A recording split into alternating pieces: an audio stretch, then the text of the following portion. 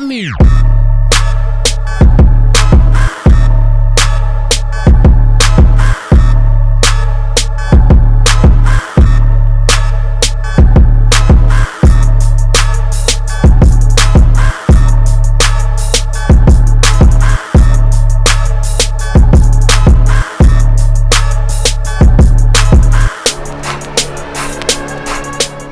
Welcome here. It's your boy D Cash, Sports Effect Live. We are in the building, Halftime Sports Bar and Grill, and tonight I got another special guest. He's back with us again, Mr. Jody Coleman. How you doing, man? Hey, I'm doing absolutely wonderful. How you doing, Cash? I'm good. I'm good. Now we got tonight's special night here. Ohio State, Michigan State going down. Absolutely. Last year, Ohio State was in a very position to get to the championship, and it was spoiled by the Spartans as cooked the Buckeyes and got the Spartans to the Rose Bowl, and they won, and he's been MVP, and he's been rolling ever since. Absolutely. Michigan State's defense, the no-fly zone, they got some outstanding talent. They got a Dunbar kid over there, Williamson, the defensive back for Michigan State. Even though he plays for Michigan State, we got to shout him out. A Dunbar native, a Dayton native. He did a great job in coverage. The defense was outstanding, but I think Ohio State going to be ready this time. Well, it's interesting because last year Ohio State was the team to beat, and Michigan State kind of spoiled the thunder for them. This year it's a reverse. Michigan State is a team to beat, and Ohio State's coming in, redshirt quarterback, not really as heralded this year. A little bit, 14 right now. So Ohio State's got a chance to play a major spoiler role this year and boost themselves into the playoff ranking. Absolutely. Ohio State right now, they got it. You're right about J.T. Barrett, the redshirt freshman, playing his first ball because he got hurt his senior year. He's really starting to get into a groove. Right now, the defense is playing a lot better. The secondary at Ohio State is playing better after being torched the first 4 or 5 games of the season. Joey Bosa is playing like a grown man right now. He could be the defensive player of the year in the country, let alone the Big Ten. And I think Ohio State has to go up there. If they want to be considered a legitimate playoff contender, they have to go and beat Michigan State in Michigan State tonight. Seems to be in the. But you basically, with you picking Michigan State, that means you feel like Michigan State is going to win tonight. Yeah, I do think Michigan State is going to win tonight. Unfortunately, I'm an Ohio State fan, but Michigan State, they have a great quarterback right now, veteran leadership. They have good running game, first-round wide receiver, efficient defense. I mean, they don't make mistakes. Those guys are good, they're a good, solid team, and I think just that experience factor will lead them tonight. I'm gonna have to go against you, Dion. I got to go with the Ohio State Buckeyes in this game tonight. And we spoke about it earlier, but I'm going to go back and speak on it again. Joey Bosa is going to be the X factor in that game. Right now, if Joey Bosa was able to go pro, he would definitely be a top 3 draft pick. He may be the best defensive lineman in college football right now. I think if J.T. Barrett can avoid making those costly turnovers and Ezekiel Elliott runs the ball as effectively as he's been running the last 4 to 5 games, I think Michigan State is going to be in for a rude awakening tonight. I do think it'll be – now, let's not make no mistake here. Ohio State does have a good chance to win the game. I mean, I think it's, like 52-48. I think the score will be, 27-23. It'll be a close game. I just feel like, that experience factor, and for right now, it just seems like Michigan State has Ohio State's number, and that's rare, but it happens. And I think I hate to say it, Connor Cook, he's just a guy, he's playing out of his mind right now. Connor Cook is definitely a top 5 quarterback in the draft next year. I think he can get his stock a little better in the combine. But tonight, he won't be a top 5 quarterback. I think Joey Bosa, I think Michael Bennett in the middle, I think those guys are going to pay great dividends. And the way that Lee been playing in the outside linebacker position, we're going to show. And the secondary is going to show up. People forget that Apple was he's a 5-star recruit. He's just not playing up to potential. Urban Meyer is going to get them guys to play, and he's going to get them to play tonight. It's going to be a great game tonight. I'm looking forward to checking it out. Bosa and Bennett on the defense Bosa's just been incredible. I mean, he's looking like, they're talking about J.J. Watt with him. You can see the comparisons. Absolutely. Big guy, strong.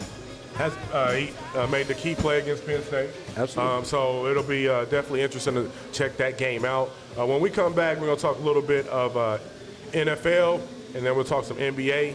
Sports Effect Live, we're in the building. Holla at me.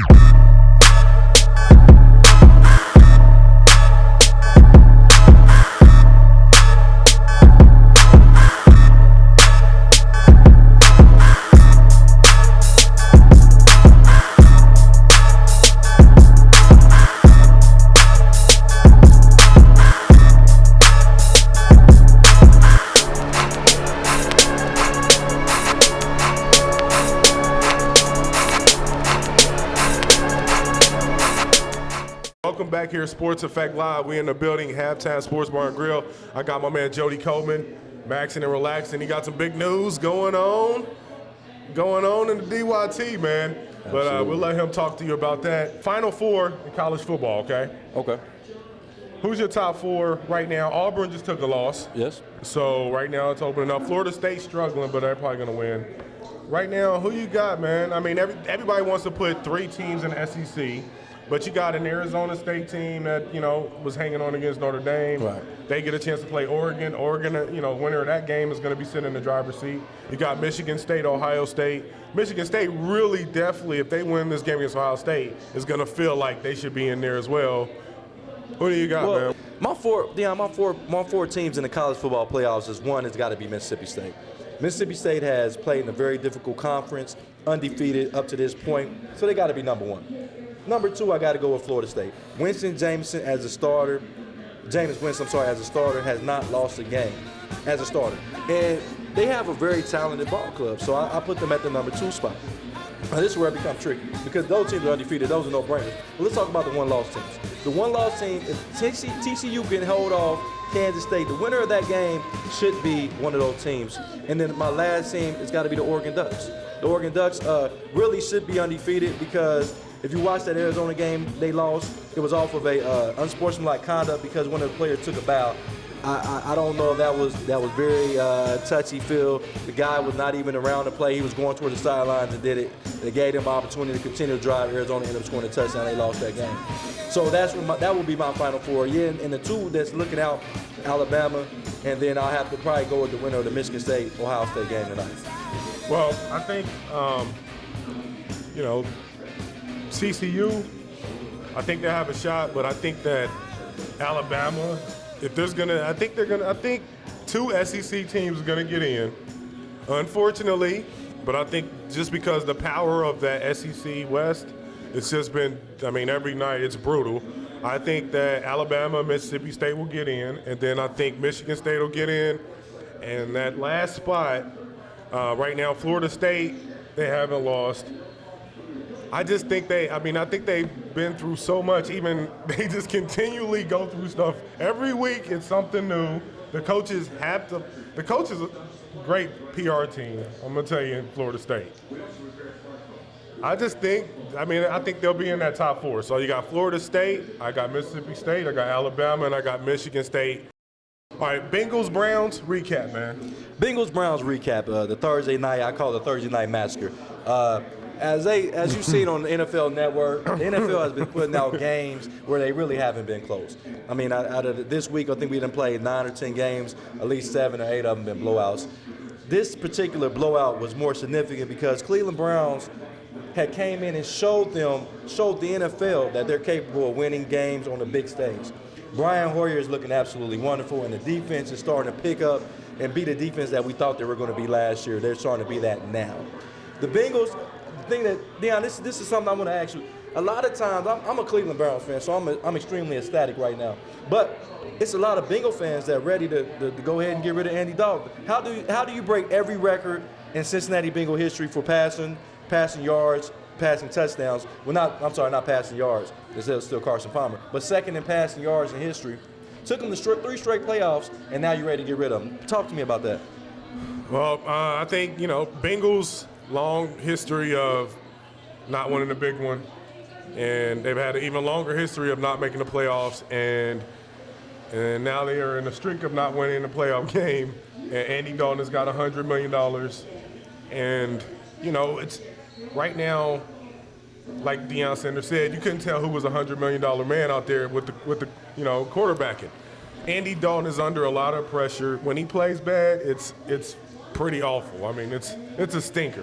But You the know thing what I mean? about it is he always have a struggle against the Cleveland Browns. This is a divisional game. We know him. We play him 2 years. This is the sixth time the seventh time he played him.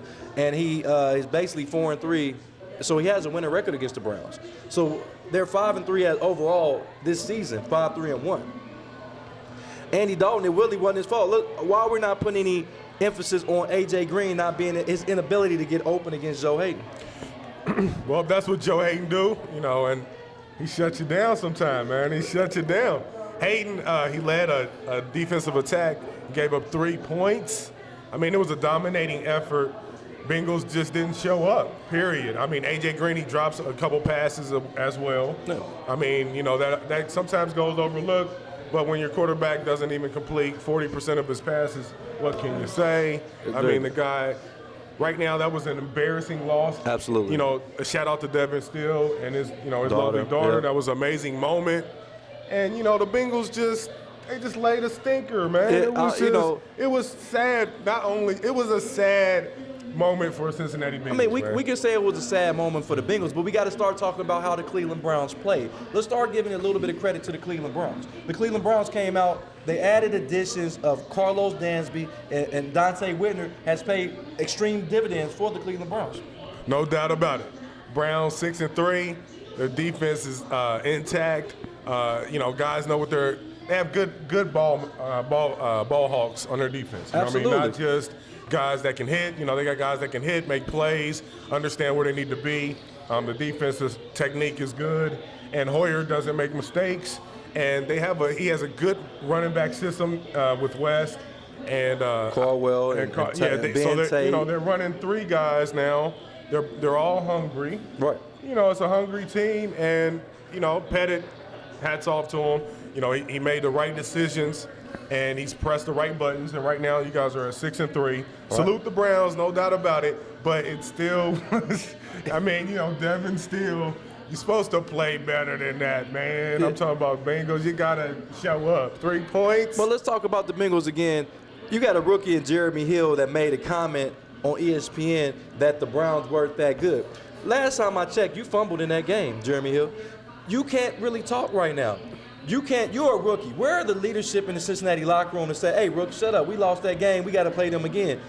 I don't see any veteran leadership in that Cincinnati locker room. And that goes from the head coach down to the quarterback to whoever else supposed to be the leader on the team. And they need to correct that to go forward. Well, right now, Browns tied with the Steelers, top of the division. Got to salute them. They'll be enjoying this weekend. Absolutely. In first place. When we come back, we're going to talk about the KC Bills game, a couple upcoming games, 49ers, struggles, Seahawks, and we'll talk a little bit NBA too. Sports Effect Live, halftime, Sports Bar and Grill. We getting it in. Ohio State, Michigan State. Ooh, it's going down. It's going down. Absolutely.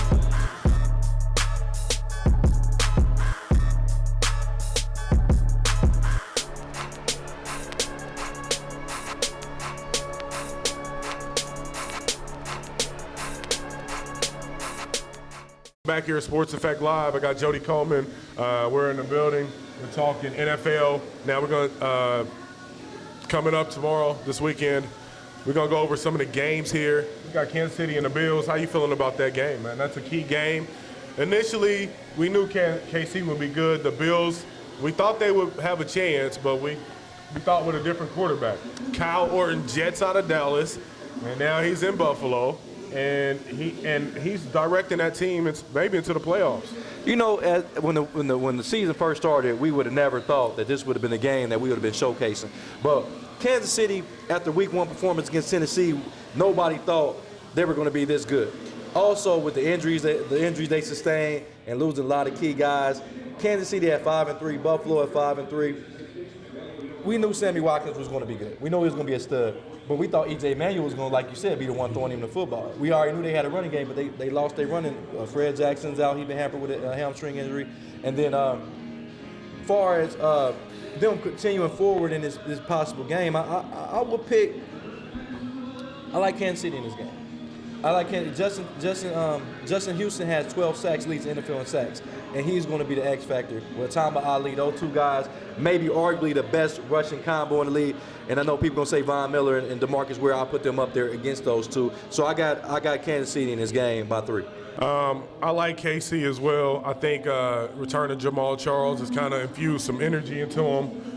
Without him, Alex Smith was just, he was just very, very ordinary. Absolutely. And but you add a guy like that, and he can make you look, he can make you look like a Pro Bowler sometimes. So, but I think that they're starting to get into their groove a little bit.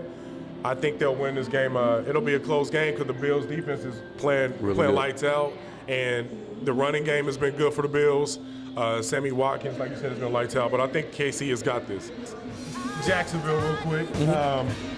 Dallas right now, 6-3, struggling a little bit. DeMarco Murray, almost 200 yards ahead of anybody for the Russian league. Right. He's been pushed down a little bit now. He was the MVP leader. Now with Tommy Boy making the charge and Manning, getting 5-10, he's dropped down a little bit. Okay. Tony Romo's back messed up, but he's gonna play it out. If Romo doesn't play, will Jacksonville win? That's the key. I believe that Dallas has enough talent on the offensive side of the ball to be able to win that game despite Tony Romo playing or not.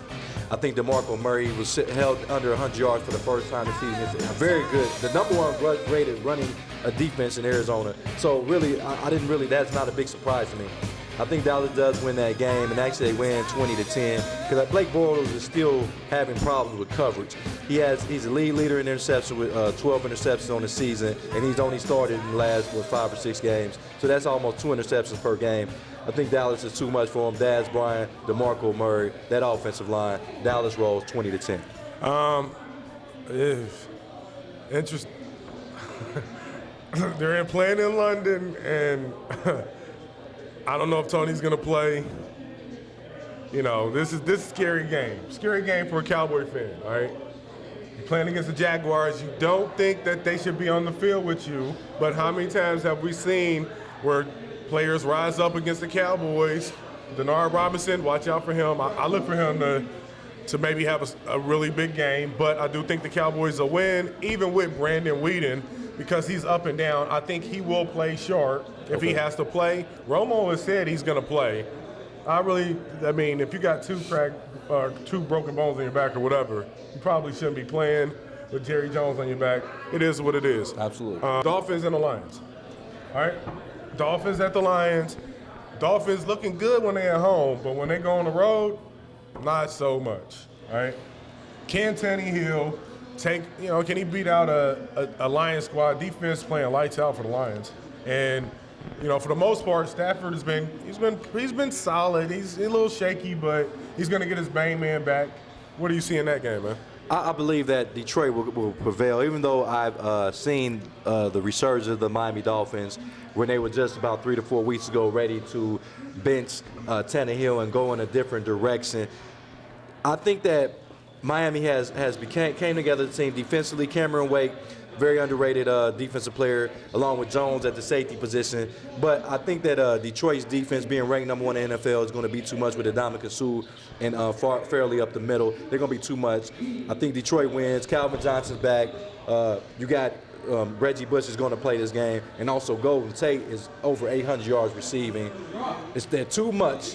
They're going to be too much. Lions win 21-13.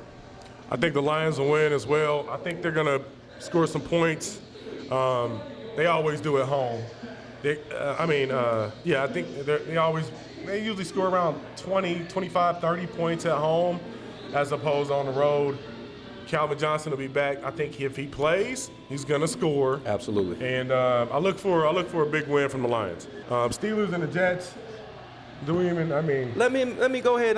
This is going to be a shocker to all our fans out here at Sports Effect. I got to go with the Jets. Let me tell you why.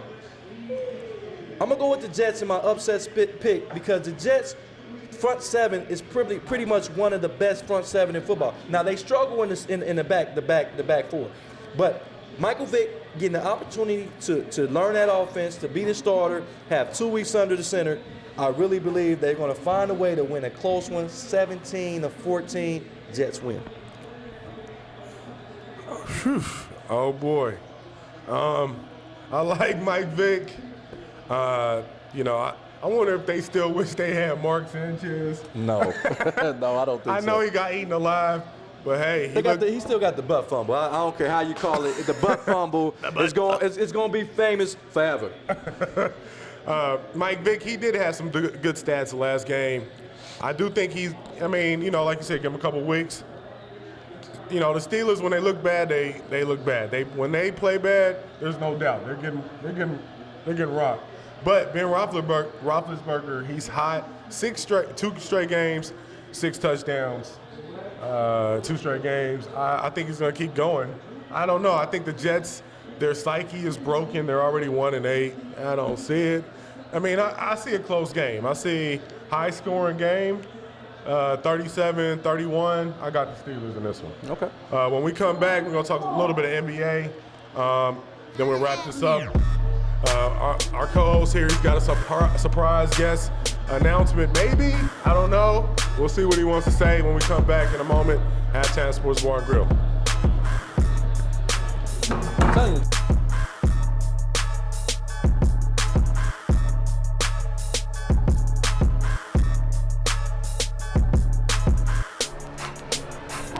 All right, welcome back. Sports Effect Live.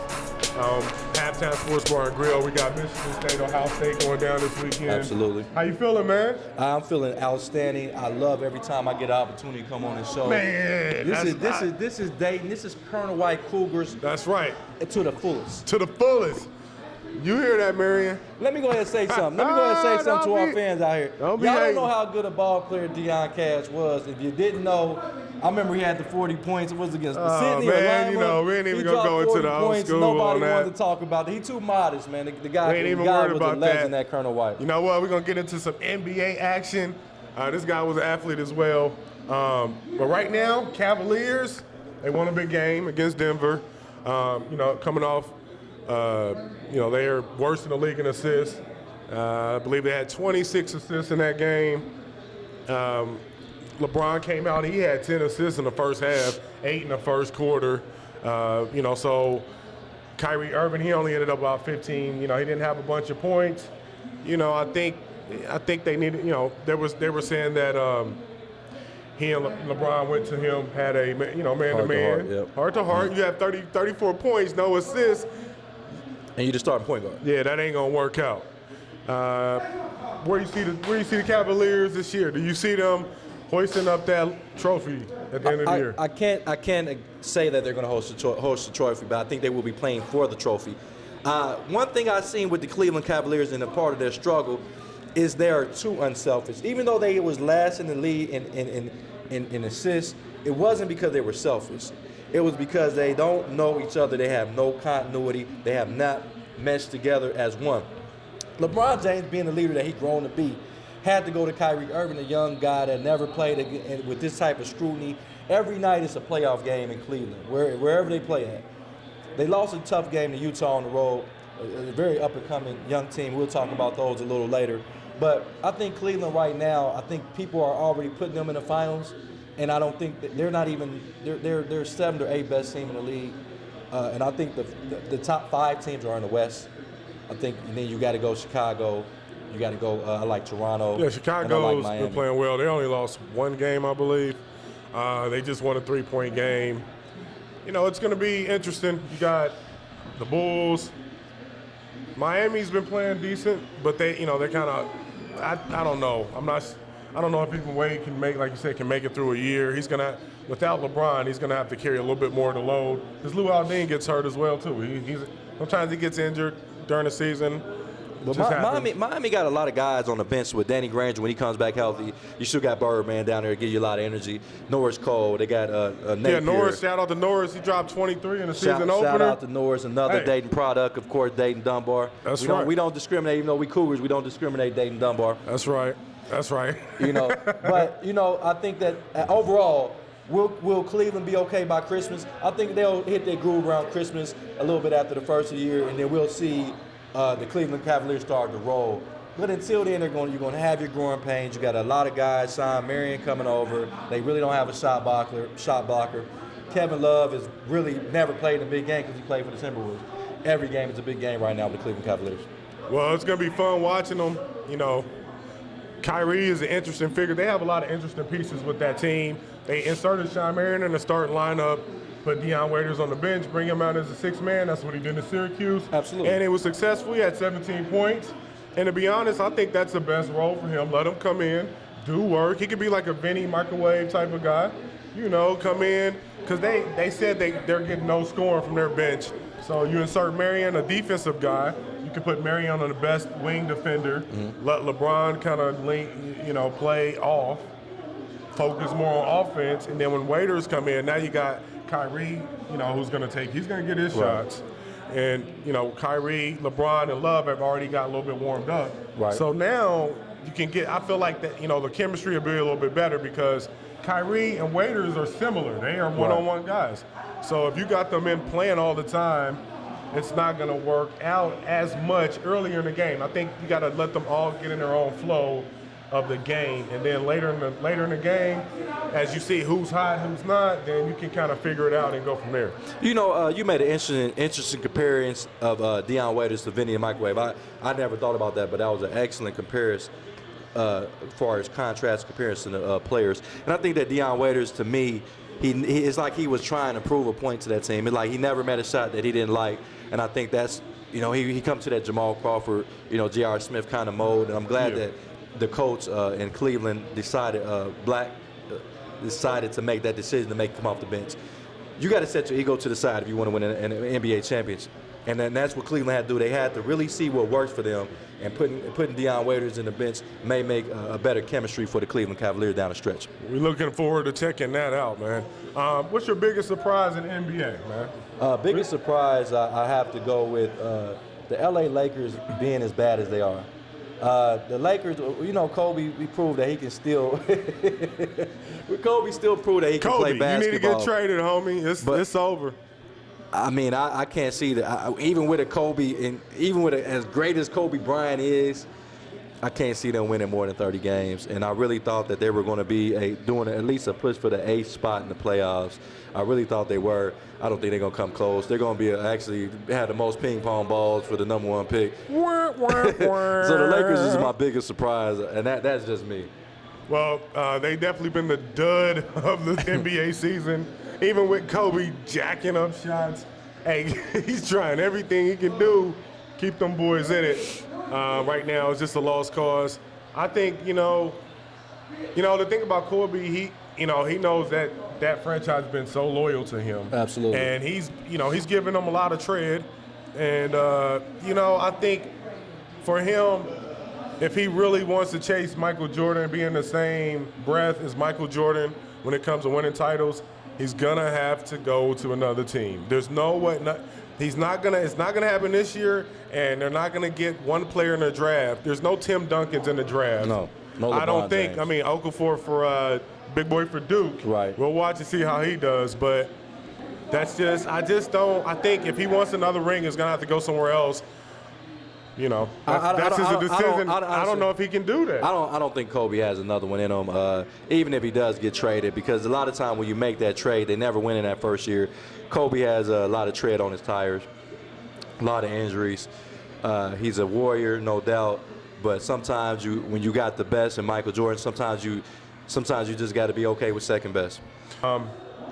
It's been a great time, man. Absolutely, man. We went over a can't- lot of stuff here. I can't wait to get back. I can't wait to get back. Man, we chilling here. We're going to check out some of this Ohio State, Michigan State game. It's going down right now.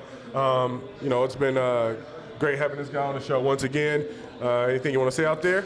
Hey, well, I want to go ahead and say I want to thank Sports Effect and Deion Cash for allowing me to come on the show so we could talk sports, something that I love to do. Like I said before, I can't tell you, I'm still trying to get out here to the West Coast. Yeah. But as we speak, I just joined the Thurgood Marshall basketball staff, so I'm going to be helping out with that and trying to actually get over that hump and actually win the state championship this year for the Thurgood/Colonel White Nation. There it is. My man Jody Coleman coaching for Thurgood Marshall. Man, hey, congratulations on that. Right now, we got Ohio State in the background. We down 7-0, but I still pick Ohio State to win advantage, y'all. Let me go ahead and put this out here. Ohio State, I don't even know if we can show that on here. They probably have to blank it out. They probably got to blank it out. Nah, man, got to blank nothing out, man. Hey, look, this is our show, man. Look, Sports Effect Live, we here in the building. It's been great having you on the show, man. Congratulations on going to Thurgood. Check us out next week. We'll be rolling through your city, man. Am I coming back? You coming back, I'm coming back, y'all. I'm coming back. Coming back. Hey, definitely, Dayton. I'll be back.